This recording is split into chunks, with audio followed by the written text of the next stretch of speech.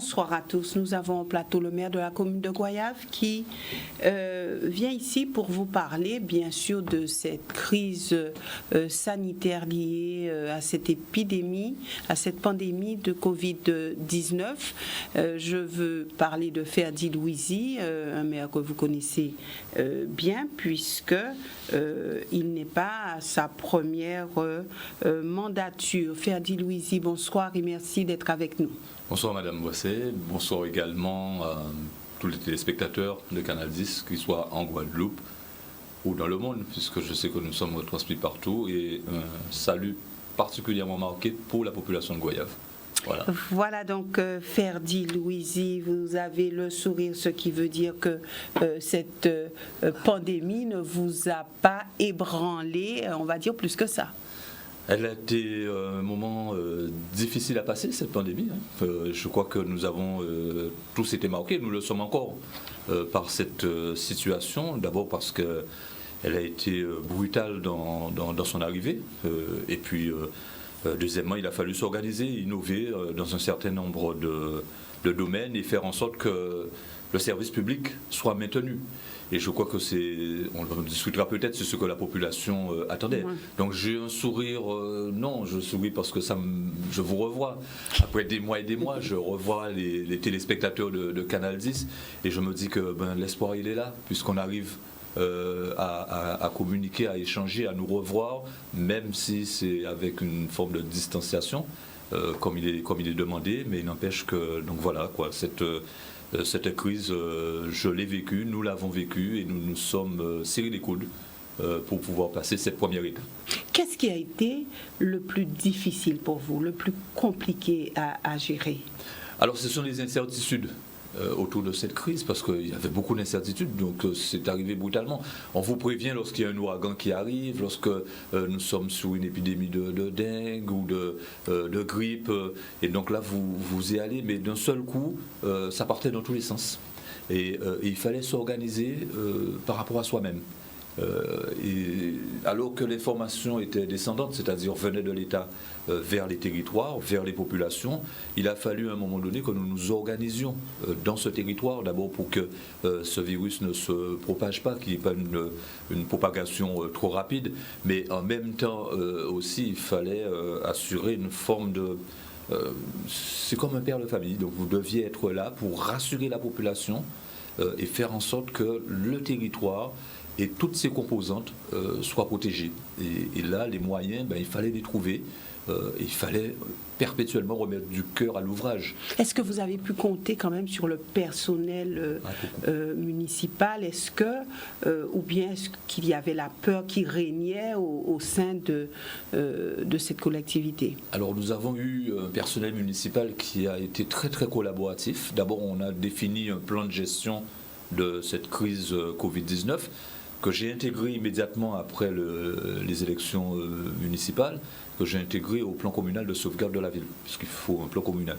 Et là, on a mobilisé les services essentiels en fonction des directives qui étaient données par le gouvernement. Il fallait mobiliser les services essentiels, particulièrement la police municipale, les services techniques pour garantir la propreté et la salubrité de la ville, l'état civil pour tout ce qui était déclaration de naissance ou de décès, et les services sociaux, le centre communal d'action sociale. Donc, autour de ce noyau de 4 services essentiels, nous avons réussi à faire un travail avec un investissement particulièrement intense de la part du personnel qui savait qu'il y avait une exposition, qui était conscient aussi qu'il y avait des incertitudes autour de cette pandémie, autour de ce virus, mais qui s'est donné parce qu'ils ont conscience de ce que c'est que le service public, c'est-à-dire de se mettre au service des autres et de veiller justement à faire en sorte que la santé de nos populations, de nos mandants soit préservée avec le minimum de risques possible. Mais est-ce qu'à ce moment-là, vous aviez ce qu'il fallait en termes de sécurité? Est-ce qu'on peut dire que, puisqu'on parlait déjà de masques, on parlait aussi de gants, on parlait de distanciation physique, est-ce que vous avez pu rapidement vous mettre au diapason, ou est-ce qu'il vous a manqué quand même certains éléments pour avancer en toute sérénité? Alors, il ne nous a pas manqué des éléments en termes de protection individuelle du personnel, parce que nous avions anticipé les choses. Lorsque j'ai pris connaissance à travers les actualités, le positionnement de l'OMS, qui est l'Organisation mondiale pour la santé, donc on a anticipé et on a passé des commandes. Avant d'avoir les premiers cas en Guadeloupe. Avant d'avoir les premiers cas, avant même que le président de la République ne fasse la déclaration en disant qu'il fallait être confiné. Donc on a commencé à travailler parce qu'il y avait une première alerte qui consistait à dire commencer à mettre en sécurité les écoles. Et donc mettre en place un certain nombre de conditions d'hygiène sur le plan sanitaire, des produits alcooliques, une surveillance particulière de nos écoles, pour ce qui nous concerne les écoles communales, maternelles et élémentaires. Et donc on avait déjà mis en place une organisation fin février, donc avant même en pleine campagne électorale, avant même que cette crise n'arrive à sa forte déclaration, celle du président de la République. Donc on avait des stocks que nous avions généralement, et nous avons passé une commande pour conforter notre stock, notamment en termes de masques. Malheureusement, cette commande, à 2 jours de la récupérer, il y a eu ce blocage puisque le gouvernement avait réquisitionné tout ce qu'il y avait comme stock au niveau du territoire national, et nos prestataires habituels nous ont dit on ne peut pas vous livrer parce qu'il y a eu une réquisition. Et donc on a fonctionné avec les réserves que nous avions. Ce sont des réserves que nous utilisions d'habitude pour protéger le personnel, notamment le personnel qui travaille sur le service technique, la salubrité, la propreté de la ville. Nous avions aussi un certain nombre d'équipements de protection individuelle liés à la gestion que nous faisons depuis plusieurs années des sargasses, puisque là aussi il faut des matériels de protection. Et donc on avait déjà cette démarche de gestion sur des phénomènes olfactifs comme ça qui peuvent gêner le personnel et qui peuvent entraîner des choses. Donc on avait déjà cette démarche-là, et donc on avait pu constituer un stock, je peux vous dire, à la limite pour une quinzaine de jours, puisqu'on ne quand même, pas. Ça faisait combien de masques au total? On avait en réserve, lorsque la crise est arrivée, on avait plus de 200 masques en fonctionnement, ce qui représentait avec les services un fonctionnement pour 15 jours. Ensuite, on a réussi à en trouver quelques-uns, et puis ça a fait qu'au moment où j'ai interpellé le préfet de région, je lui ai dit attention, le fait qu'il y ait des réquisitions, on pourrait fonctionner jusqu'au 27 mars. On peut tenir jusqu'au 27 mars. C'était pas trop compliqué dans la mesure où on avait réduit les effectifs. On avait réduit les amplitudes sur le nombre d'heures de travail, ce qui fait que le besoin pour l'ensemble du personnel était moins fort parce qu'on fonctionnait avec à peu près 30%, 35% des effectifs. Et donc c'est ce qui fait que nous avons pu tenir dans nos prévisions jusqu'au 27 mars, et entre-temps, en faisant des démarches à droite à gauche, on a réussi à trouver des masques et au fur et à mesure à toujours garder à un niveau de fonctionnement nos stocks. On peut dire que le personnel a quand même bien compris les tenants et les aboutissants, surtout ce respect des gestes barrières. Était-ce toujours facile? Alors ce n'était pas toujours évident parce qu'ils ne l'ont pas, mais comme c'est un personnel qui est déjà formé traditionnellement à la salubrité, à l'hygiène, notamment avec une exigence très accrue vis-à-vis des écoles et ensuite sur nos espaces extérieurs, nos espaces verts. Donc c'est un personnel qui a l'habitude des interventions et qui sait, toujours par rapport à la crise de sargasses, à la gestion des sargasses, qui a été formé justement à cette protection au niveau de la respiration et du contact qu'on pouvait avoir. Donc les gants, les bottes, les équipements, c'est-à-dire les blouses, tout ça. Et donc ils avaient l'habitude, et ce sont aussi des tenues que nous utilisons lorsqu'ils font les espaces verts pour les protéger lorsque vous passez une débroussailleuse et vous avez tout ce qui vous arrive dans les tunnels de protection. Donc on a l'habitude de cela, et j'ai formé très tôt le personnel à l'utilisation de ce genre d'équipement individuel.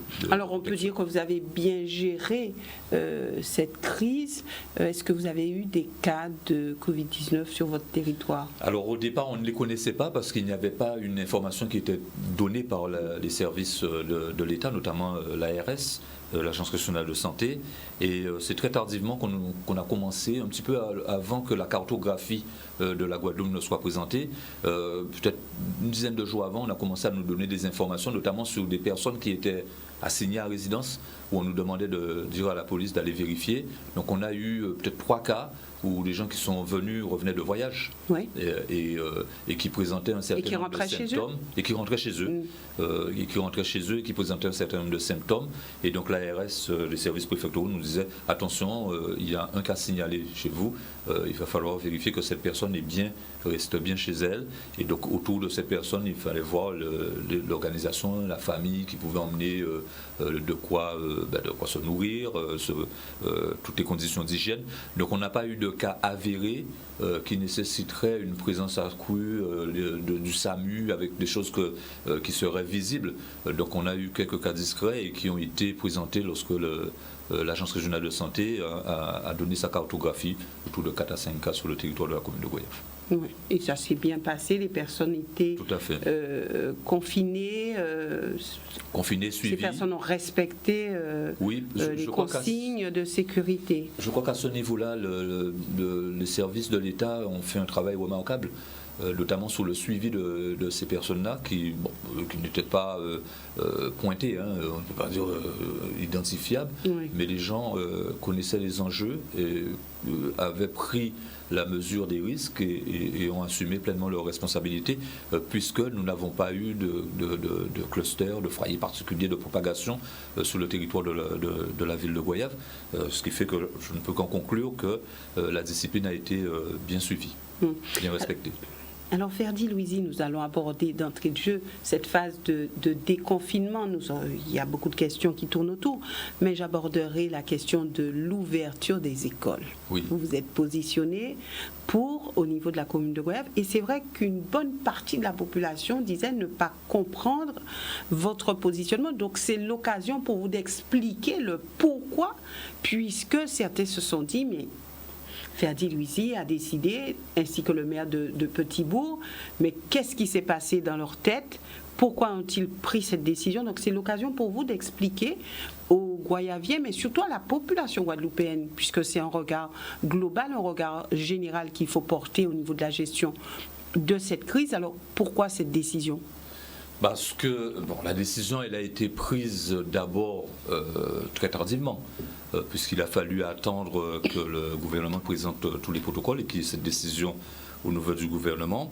Elle était nécessaire parce que d'abord il y a une frange de la population qui a manifesté le souhait de voir des enfants retourner à l'école.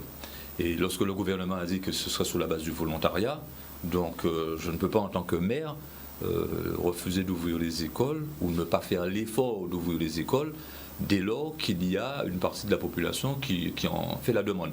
Donc je suis le maire de tous les Goyaviens, que ce soit ceux qui veulent envoyer leurs enfants à l'école et ceux qui ne veulent pas envoyer leurs enfants à l'école. Et donc c'est ça aussi la démocratie, c'est de permettre l'expression d'une minorité. Et il faut respecter cela. Et donc, partant de là, on l'a fait. Deuxième élément, je suis très attaché aux valeurs de l'école et je constatais, bien évidemment, que le risque de décrochage était particulièrement fort, particulièrement élevé. Vous avez un certain nombre de familles qui n'ont pas forcément les moyens de pouvoir suivre ces enfants dans une scolarité à domicile. Il est évident que si le téléenseignement pouvait remplacer l'école en présentiel, on n'aurait pas eu à entretenir et gérer tous ces bâtiments. Ça aurait été beaucoup plus simple et beaucoup moins coûteux. Mais pourquoi pas? Pourquoi pas? Parce que selon certains, ça fonctionne bien, ça fonctionnait bien, et selon certains parents, ça tournait, les enseignants aussi. Alors pourquoi? Alors selon les mêmes certains aussi, il y a d'autres certains qui vous disent que non, ça n'a pas bien fonctionné. Il y a d'autres certains qui vous disent que malheureusement, les enfants n'ont pas eu suffisamment de contact avec les enseignants. Il y a d'autres certains. Vous savez, les versions sont différentes suivant la position dans laquelle on se trouve ou on se met. Ce sont des postures. Moi, ce qui m'intéresse, c'est la responsabilité du maire. Ma responsabilité, c'est de faire en sorte que les bâtiments soient accessibles. Donc on a fait une évaluation. Lorsqu'on a pris cette décision, on a fait une évaluation et je demandais à tous mes services de faire en sorte de vérifier est-ce qu'on allait pouvoir appliquer strictement les protocoles qui ont été définis et qui ont été annoncés par le ministre de l'Éducation nationale et ensuite par les autorités académiques localement. On a fait un travail de préparation, on a évalué les besoins, on a vérifié s'il y avait une disponibilité de tous ces équipements, de toutes ces fournitures sur le territoire de la Guadeloupe. On a passé nos commandes et on a ouvert les écoles.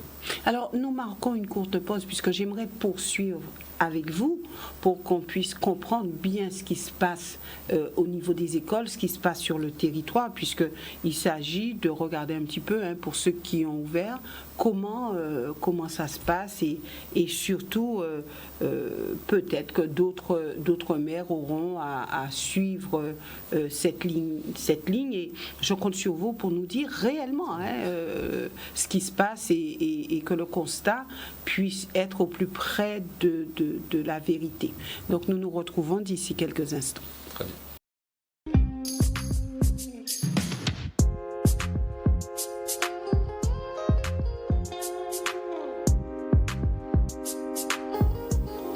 Voilà, nous revenons avec vous, bien sûr, avec vos questions et avec le maire de la commune de Goyave, Ferdi Louisi. Nous poursuivons sur l'ouverture, Ferdi Louisi, des écoles. Alors, expliquez-nous vraiment comment ça s'est passé. Alors, on sait qu'il y a un problème d'eau. Alors, est-ce que chez vous, ce n'est pas le cas ? Est-ce que vous avez pu faire face? Par quels moyens? En tout cas, dites-nous ce qui a été mis en place, comment vous vous êtes organisé pour cette ouverture. Alors il y a eu plusieurs étapes depuis l'annonce du gouvernement de faire reprendre les écoles à partir du 11 mai. D'abord on a fait un travail de communication, d'information auprès de la population. On a utilisé tous les moyens de communication, les médias sociaux et on a utilisé aussi un principe de véhicule avec une sonorisation pour informer en porte-à-porte la population et leur demandant de dire quels sont celles et ceux qui seraient intéressés qui seraient volontaires pour retourner les enfants à l'école. En même temps, l'éducation nationale a fait ce travail de recensement auprès des populations, auprès des parents volontaires pour leurs enfants. Il y en avait combien? Alors, on a eu au total à peu près 10% des effectifs. Je crois que les chiffres qui nous ont été donnés de premier abord, c'est 10% des effectifs. Donc, à peu près sur 600 élèves, on a reçu à peu près 62 ou 64 réponses favorables lorsque nous avons fait le lien avec les données des services académiques. Donc, voilà ce qu'on a eu comme réponse. Quelle que soit l'école maternelle jusqu'à élémentaire. Ensuite, une fois qu'on a fait ce travail d'information, on a travaillé avec les services académiques sur la mise en place du plan de sécurité, donc les protocoles scientifiques qui ont été donnés, en demandant bien sûr leur avis aux directeurs et directrices d'établissement pour qu'on sache exactement comment ils voyaient les choses, donc réduire les salles, de passer de 27 à 15, donc enlever les mobiliers, donc tout un travail a été fait. Alors une fois que ça a été validé, le schéma a été validé, on l'a mis en application en mettant tout. On a été même un peu plus loin puisque nous avons installé dans nos écoles un dispositif de protection par plexiglas, ce qui n'était pas demandé mais qui nous permettait de renforcer davantage donc, comment sécurité. ça s'articule, des plexiglas? En fait, on a mis ce qu'on appelle des barrières, fausses barrières supplémentaires. Au niveau entre les enfants et les enseignants? Entre les enfants et entre eux, c'est-à-dire une série de tables. Aussi. Une série de tables. Et donc les enfants qui sont sur la gauche, ils sont assis et ils sont protégés par rapport aux enfants qui sont sur la droite.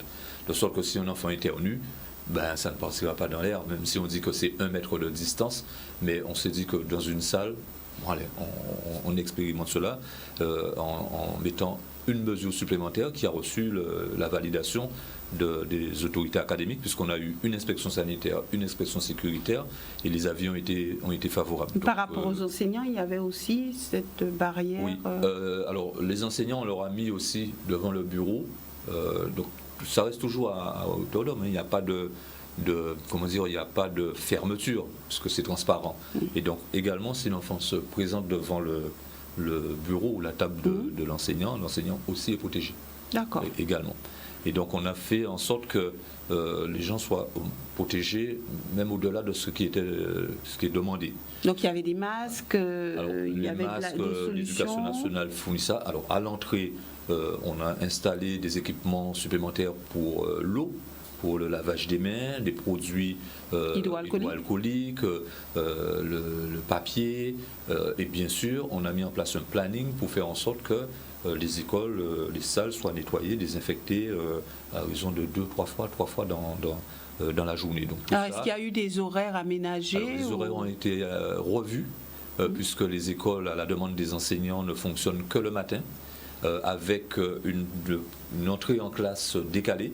Donc par exemple, il y a des élèves qui arrivent à 7h50, une classe qui arrive à 7h50, une autre qui arrive à 8h, une autre qui arrive à 8h10, de manière à ce qu'il n'y ait pas de regroupement devant les établissements. Et bien sûr, on a fait aussi le marquage à l'extérieur pour que les parents qui emmènent leurs enfants sachent respecter les distances physiques, avec une présence policière renforcée également aux heures, pour bien rappeler aux gens de respecter. Donc de sorte que depuis le trottoir, depuis l'accès au bâtiment jusqu'à l'intérieur du bâtiment, tout est marqué, tout est fléché, tout est dirigé, toutes les informations sont données pour que les enfants pratiquent ces gestes et ces dispositifs barrières. Combien d'écoles Alors on a 3 écoles au niveau de la commune de Goyave, une école maternelle et 2 écoles élémentaires, c'est-à-dire du CP jusqu'à la CM2. D'accord. D'accord. Et quel retour avez-vous eu? Est-ce que ça se passe bien ou est-ce qu'il y a quand même des difficultés? Je compte sur vous pour nous dire réellement ce qui se passe. Alors, en termes de retour, pas de difficulté puisque les premières rentrées ont eu lieu jeudi dernier. Donc, les enseignants ont souhaité que ça se fasse de manière progressive pour qu'il n'y ait pas trop d'enfants. Et donc pour l'instant, je n'ai pas de retour négatif vis-à-vis de l'ensemble des dispositifs de sécurité qui ont été mis en place. On n'a pas eu de retour non plus disant que les enfants étaient gênés. Aujourd'hui, on est mardi, donc ça fait déjà, depuis jeudi, vous voyez, ça fait déjà au moins 4 jours de fonctionnement au niveau des écoles. Et donc les parents emmènent leurs enfants progressivement. Voilà. Et donc, ce que je pourrais profiter de dire aux parents qui nous écoutent, ils peuvent continuer à emmener leurs enfants dès lors qu'ils considèrent qu'il y a suffisamment de sécurité. Alors justement, est-ce que vous aurez cette capacité d'accueillir tous les enfants scolarisés au niveau de votre commune? Parce que dire aux parents d'emmener, alors si vous avez un flot de parents, comment se fera la sélection? Alors avec l'éducation nationale, ils ont prévu, puisque par exemple, ils ont dit que les classes doivent être amenées entre 12 et 15. Et donc il est évident que lorsque vous avez 27 élèves, ils ne pourront pas être là. Donc ça veut dire qu'ils font un système alterné de cours en présentiel et de téléenseignement. C'est-à-dire les enfants par exemple qui ont cours le matin à l'école, l'après-midi, ils sont suivis à distance, c'est les cours à distance par les mêmes enseignants, de sorte qu'il n'y ait pas de rupture. Et d'autres ayant cours l'après-midi et un télé. Alors pour l'instant, ça ne se fait pas puisqu'on n'a pas suffisamment d'effectifs pour le faire, mais ce sont des dispositifs qui seront mis en place par l'éducation nationale.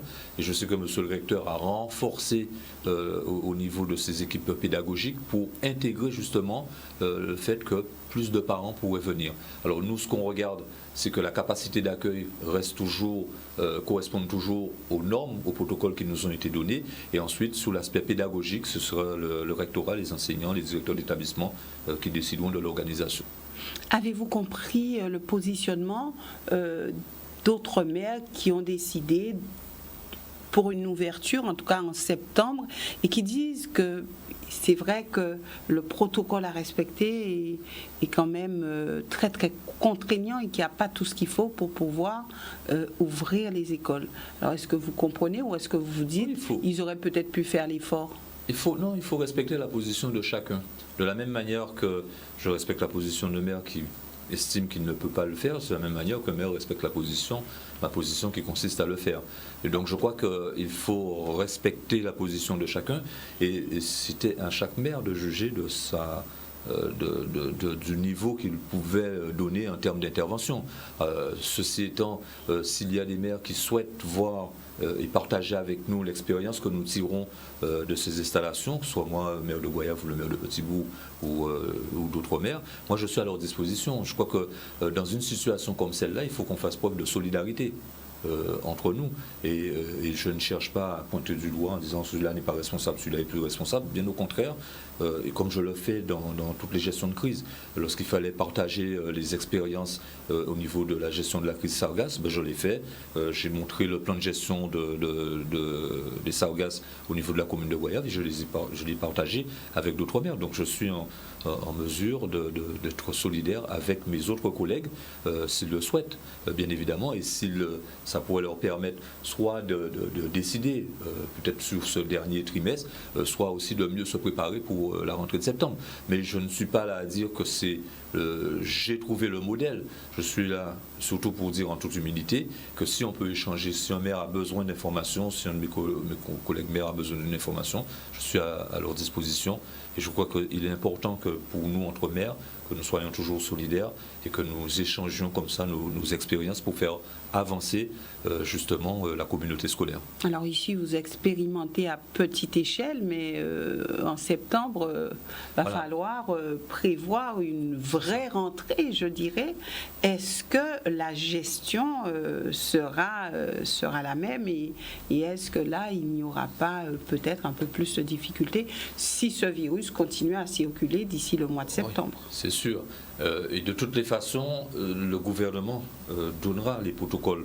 Donc on nous a donné des protocoles pour cette rentrée. C'est une vraie reprise des activités scolaires, simplement dimensionnée à une situation particulière. Cette situation particulière, rien ne dit qu'on ne l'aura pas encore au mois de septembre. Et à ce moment-là, on verra quels sont les éléments qui sont fournis par le gouvernement, par les autorités académiques en la matière, et nous les appliquerons. Tout simplement. Et donc, je ne pouvais pas vous dire que ce qui est fait aujourd'hui sera valable demain, puisqu'on ne sait pas de quoi demain est fait, on ne sait pas quelle sera véritablement la situation par rapport à ce virus au mois de septembre, s'il y aura peut-être plus d'ampleur ou moins d'ampleur. Mais en attendant, nous sommes dans notre gestion et dans le plan que nous avons mis en place, nous nous sommes dit qu'il va falloir faire un système qui est évolutif, qui devra s'adapter à la situation et aux recommandations que le gouvernement nous fera en la matière. Vous êtes un maire sage et docile, vous appliquez ce que le gouvernement vous dit? Je suis un maire en responsabilité qui s'occupe de sa population. Et je crois que le gouvernement ne dit pas aux maires, au contraire, nous ne sommes pas dans un rapport descendant. Le gouvernement tire justement les enseignements de ce qui existe dans le territoire, au niveau des territoires. Et lorsque le président de la République a demandé ce qu'il y ait un couple préfet-maire sur la gestion de la crise Covid-19, moi j'ai applaudi de demain parce que j'ai toujours dit il faut de la proximité. Et la proximité, l'aspect territorial dans la gestion de cette crise passe par forcément les communes, passe par les municipalités. Et donc il n'y a pas plus ou mieux qu'un maire pour appréhender les sujets parce qu'il est au plus près des populations. Et ce virus, il se propage non pas dans des bureaux parisiens, mais sur les territoires, quartier par quartier, famille par famille. Et donc on doit être très vigilant. Je crois que ce qu'il faut retenir comme enseignement, c'est que le gouvernement a vraiment besoin de l'expérience des maires, des communes, pour pouvoir avancer dans la stratégie nationale de lutte contre le Covid-19. Alors maintenant, parlons aussi d'un autre sujet, l'ouverture des plages. Alors, on va dire que c'est un peu compliqué. Oui. Aujourd'hui, alors le 21 mai, c'est une date attendue par tous, puisque c'est la date où les plages seront ouvertes. Mais moi, j'aimerais quand même parler de ce problème de sargasses, puisqu'on voit déjà sur les plages les sargasses. Donc, on va dire une autre complication qui s'ajoute et on sait que Goyave n'est vraiment pas épargné. Alors comment vous vous débrouillez par rapport à cette arrivée de sargasses? Alors on agit dans le cadre du plan de gestion de sargasses que nous avons mis en place depuis 2018. Donc on a fait l'acquisition d'un certain nombre d'équipements qui ont été financés après le passage à Goyave du président de la République, M. Macron, qui ont été financés à 100% par l'État.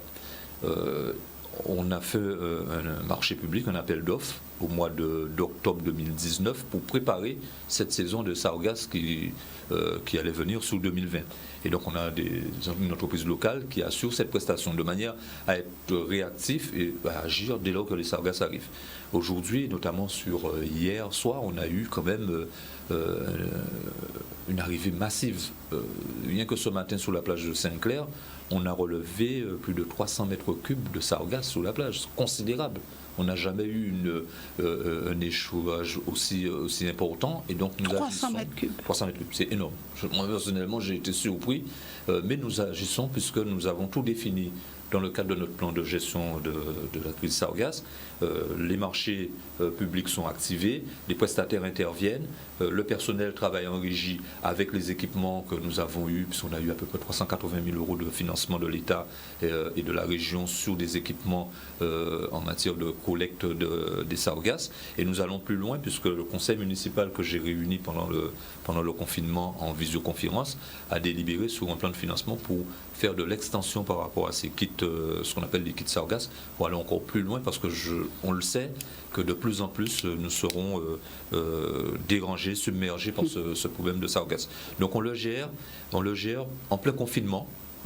Donc depuis les premières arrivées, on a réagi, que ce soit sous le port de pêche, que ce soit sur l'anse de Sarcelles, que ce soit sous la plage de Sainte-Claire, que ce soit sous la protection de la résidence Ferré dans le Bourg. Et donc on a régulièrement des interventions en la matière. Donc nous ne sommes pas dépassés par la situation parce qu'on l'a su l'appréhender. Mais c'est quand même à gérer de front avec la crise. Oui, et on l'a eu à la gérer pendant le confinement. Ce qui est quand même quelque chose d'incroyable, parce que vous avez une crise qui est liée à cette pandémie, et en même temps vous avez des sargasses qui arrivent. Alors des crises dans la crise et tout ça, heureusement qu'on a ce qu'on appelle un plan communal de sauvegarde qui intègre tous ces éléments et qui nous permettent de mobiliser le personnel, de mobiliser les moyens et non pas d'anticiper les choses, mais de se préparer à la réaction qu'on doit avoir vis-à-vis de toutes ces choses. Donc tout ça, ça se fait dans le cadre d'une planification de divers plans, et nous les activons à chaque fois, et le personnel et les différentes personnes ressources qui sont concernées interviennent, que ce soit des prestataires extérieurs ou en régie au niveau de la commune, et jusqu'à maintenant nous réagissons. Donc vous pouvez nous appeler pour poser des questions à Ferdi Louisi ici sur ce plateau. Ferdi Louisi, alors êtes-vous inquiet sur le plan financier, puisque tout cela a un coût? Oui, effectivement, tout cela a un coût, et nous avions pris la décision depuis 2 ans, à peu près, lorsqu'on a vu arriver le phénomène sargasse, de réserver une somme dans notre budget pour la gestion de crise. Alors que ce soit sur l'apparition des effets dévastateurs d'un ouragan, que ce soit pour les sargasses, aujourd'hui pour le Covid-19. Donc on avait créé cette dotation particulière au niveau de notre budget en disant bon, on ne touche pas à cette somme-là, de manière à ce que s'il y a une crise qui survient, que nous puissions être réactifs et que nous puissions justement passer des commandes et faire en sorte que nous nous donnions les moyens de lutter contre cette crise. Et donc on gère. Et nous gérons encore plus aujourd'hui avec le Covid qui n'est pas facile. Je peux vous dire une chose, puisque nous tenons une comptabilité particulière pour chaque gestion de crise. Aujourd'hui, au niveau de la commune de Goyave, on a déjà engagé sous la gestion de la crise Covid plus de 135 000 euros. Les chiffres m'ont été communiqués ce soir. Plus de 135 000 euros. 135 000 euros, oui, sur les 2 mois de gestion de Covid. 135 000 euros. Ça intègre les masques, les produits, les équipements, les interventions, etc. Il y a beaucoup de choses. La préparation des écoles, la préparation aussi de l'ouverture des services communaux. Je me permets de lancer un appel au niveau de la population et de leur dire qu'à partir de demain, mercredi, les services vont réouvrir progressivement. Donc on aura un certain nombre de services qui vont réouvrir au niveau de l'hôtel de ville et des autres bâtiments de la commune. Donc il a fallu acheter des moyens de protection pour le personnel, etc., faire une signalétique. Donc tout ça, à la date de ce soir, ce chiffre a plus de 135 000 euros. 135 Le gouvernement ne vous a pas aidé? Pas pour le moment. Pas pour le moment. Et d'ailleurs, nous tenons cette comptabilité parce que je sais que le gouvernement interviendra. Donc il faudra à ce moment-là qu'on leur présente la réalité des dépenses pour leur dire voilà ce que coûte le Covid. Donc après 2 mois, on a déjà engagé plus de 135 000 euros. Vous êtes maire, mais permettez, vous êtes aussi expert comptable. Pensez-vous que le gouvernement pourra assumer toutes les promesses financières qui ont été faites? Alors je ne sais pas pour toutes ces promesses financières, disons ce sont des engagements que le président de la République a pris à ce niveau-là. D'abord parce qu'il fallait rassurer la population, et puis il ne faut pas que le système socialement explose. Il ne faut pas que des inquiétudes nous emmènent à un désarroi qui ferait que la société dans son ensemble serait désarticulée. Donc il faut donner des perspectives pour rassurer la population. Mais ce que je tenais aussi à dire à la population, c'est qu'à un moment donné aussi, il va falloir que le système de solidarité soit beaucoup plus en avant que le système de l'assistanat. Et donc, C'est-à-dire il faudra que nous participions aux choses. Je prends un exemple d'action de solidarité que nous avons eu à faire pendant ces 2 mois de confinement, en emmenant des paniers de fruits et légumes frais. On a commencé très tôt au niveau des personnes en difficulté, des personnes vulnérables. Nous avons fait aussi des distributions d'eau, de bouteilles d'eau, de citernes. Ce sont des démarches qui existaient déjà à notre niveau, donc ça n'a pas été quelque chose de nouveau pour nous, de surprenant, puisque depuis tantôt on fait comme ça des actions de solidarité. Et c'est comme ça que des entreprises nous ont accompagnés aussi en nous offrant des paniers, en offrant des packs d'eau, en offrant de services. Donc cette forme de bénévolat, d'action de solidarité viendra, à mon sens, pallier le fait qu'à un moment donné, on n'aura pas les moyens de tout supporter et de tout faire sur un plan financier, en termes de pouvoir public. Donc il faudra que nous soyons solidaires. On l'expérimente déjà pendant la période de confinement, pendant ces 2 mois. Donc on a lancé un certain nombre d'actions, ça m'a permis de voir la réaction de la population, voir qui peut aider l'autre, etc. Mais ça, je crois, et je le dis beaucoup, si on veut se sortir dans des gestions de crise, il faut mettre aussi en avant cette notion de solidarité entre populations, entre citoyens. Ouais. Donc il faut arrêter en clair de compter sur l'État, sur les maires, sur tout ça. Il faut aussi être imaginatif pour avancer. C'est ça. Il faut être imaginatif. Et lorsque j'ai vu par exemple que des couturières ont décidé de faire des masques en tissu et s'y sont mis, etc., c'était déjà une forme d'initiative qu'il faut saluer. Il faut qu'on se mette au travail. Et tout le monde devra travailler, tout le monde devra mettre sa main à la pâte. Tout le monde devra faire preuve de solidarité pour aider ceux qui sont les plus faibles, parce qu'il est évident que les pouvoirs publics ne pourront pas tout faire. Et dire que, voilà, on distribue pas aussi un peu d'argent par là, etc., je ne suis pas dans une démarche de démagogie.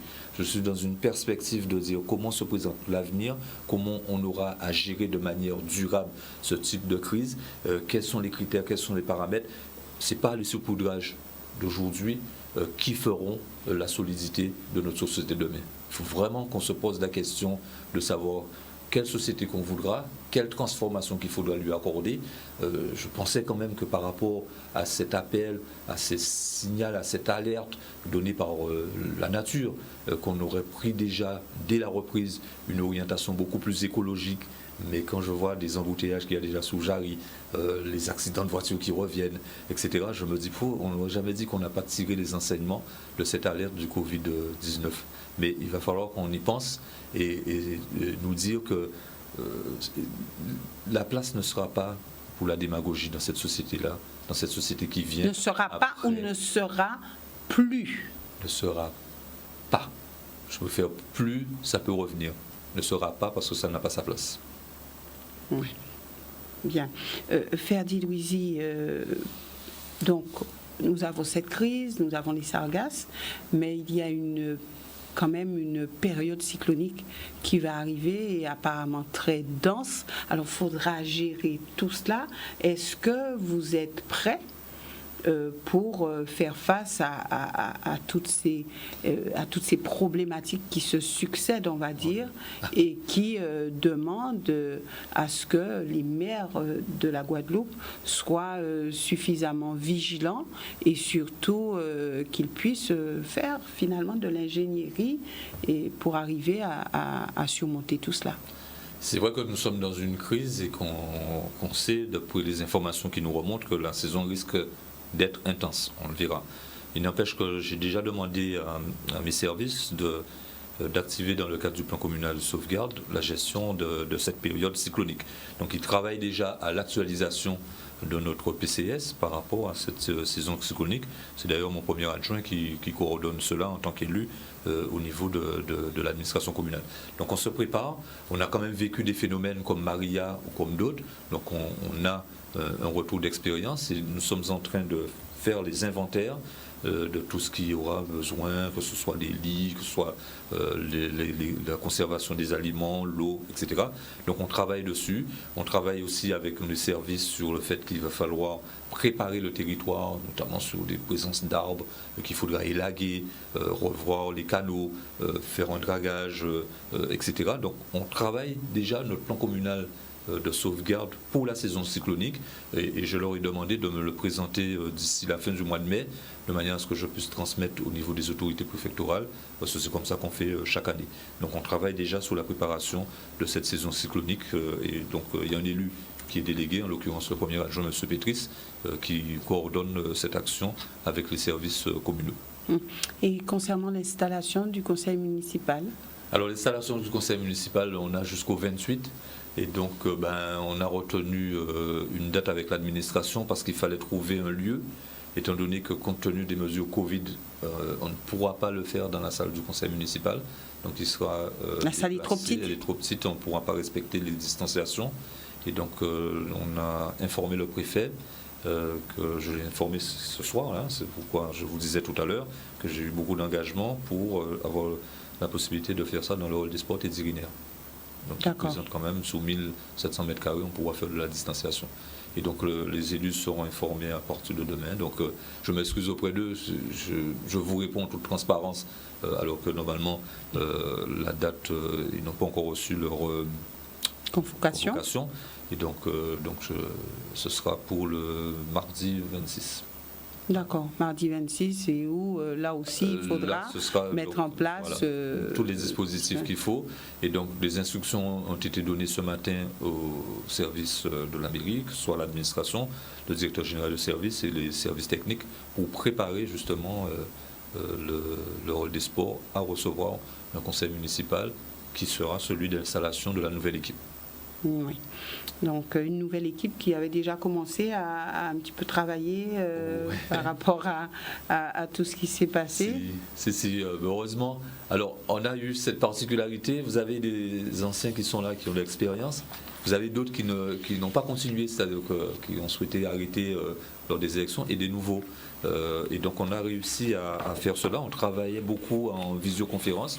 Les élus, on a profité de cette période de confinement pour faire de la téléformation au niveau des élus, pour bien appréhender le fonctionnement des collectivités, et particulièrement pour les nouveaux, et des projets sortent. J'ai un jeune qui nous a présenté par exemple un projet de concours de musique urbaine lié au confinement et à la solidarité, M. Toto, qui présente cela. Nous avons notre jeune qui va me présenter un projet sur le transport doux, c'est-à-dire l'utilisation des vélos. Donc voilà, il y a un autre jeune qui a créé une radio web. Donc vous voyez que... et puis nous avons des élus qui travaillent avec les entreprises de la commune de Goyave pour les accompagner dans les démarches. Chaque semaine, nous faisons un Facebook Live pour la population où les gens m'appellent et on échange, on discute. D'ailleurs, demain mercredi, ce sera avec M. Blandin, Mouno Blandin, le président du MEDEF, avec le président de l'Association des commerçants de Goyave. On va parler de reprise économique. Et donc, vous voyez que nous sommes actifs, même s'ils ne sont pas installés. Donc, les élus ont été particulièrement actifs pendant cette période. Et donc, je n'ai jamais été seul dans cette démarche et nous avons utilisé tous les moyens de communication avec des applications pour nous permettre de tenir des visioconférences et de faire avancer nos dossiers. Et comme je vous l'ai dit, on a quand même fait 2 conseils municipaux pendant cette période de confinement en visioconférence, c'est dire que le travail a toujours continué. D'accord, merci Ferdi Louisi d'être venu sur ce plateau, mais il faut aussi dire que vous devrez préparer aussi cette rentrée de septembre si vous n'avez pas déjà commencé. On y est. On travaille dessus et l'expérience qu'on va tirer de la reprise des activités scolaires à partir de ce mois de mai servira nécessairement pour le mois de septembre. D'accord. Et merci d'être venu. Est-ce que je peux juste me permettre, excusez-moi, parce que c'est la première fois que je fais vraiment un média, et remercier la population de Goyave pour avoir donné une large victoire à la liste que j'ai conduite. Et donc je n'ai jamais eu l'occasion de... Donc je profite, je sais que votre média est très très regardé, donc je remercie la population de Goyave au nom de tous les élus de nous avoir donné cette majorité et de nous donner un nouveau mandat qu'on va tâcher de bien remplir. Merci de me permettre de remercier pour la première fois, puisqu'on est tombé en confinement, la population, et je profite de votre média. Il n'y a pas de souci, Ferdi Louisi. Merci à vous, téléspectateurs, de nous avoir suivis. Demain, nous aurons donc sur le plateau Monseigneur Rio Creux qui viendra ici et qui aura à charge de s'adresser à vous et aussi de répondre à vos questions. Excellente soirée à tous.